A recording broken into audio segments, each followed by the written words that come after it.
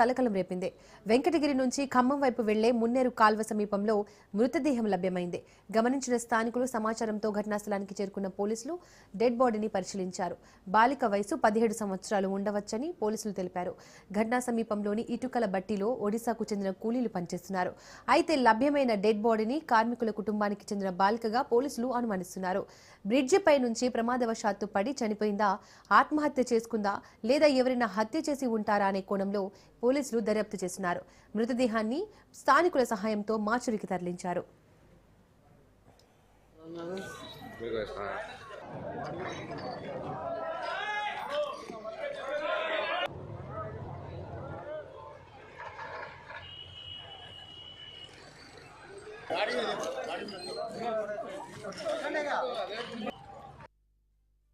ఉదయం మనకు అందరూ 9:30, 10 o'clock మనకు ఒక ఉమెన్ అన్నోన్ డెడ్ బాడీ వాటర్లో మున్నేరులో ప్రకాష్ నగర్ బ్రిడ్జ్ దగ్గర పడి ఉన్నదని మనకు సమాచారం వచ్చి మేము మా సిబ్బందితో కలిసి వచ్చి వెతకగా ఆమెను బయటికి తీసి చూస్తే ఆ లేడీ 17 years అన్నారు, 18 years ఉన్నది లేడీ. వాళ్ళు పక్కకుంటే ఎంక్వైరీ చేస్తే వాళ్ళ ఫాదర్ దౌత్యాని అని, ఆ అమ్మాయి పేరు జామమణి అని తెలిసింది. వీళ్ళంతా ఒరిస్సా నుంచి ఇక్కడ పక్కనే ఉన్న ఇటుక బట్టిలో 100 meters దూరం ఉన్న దానిలో పని చేయడానికి వచ్చింది.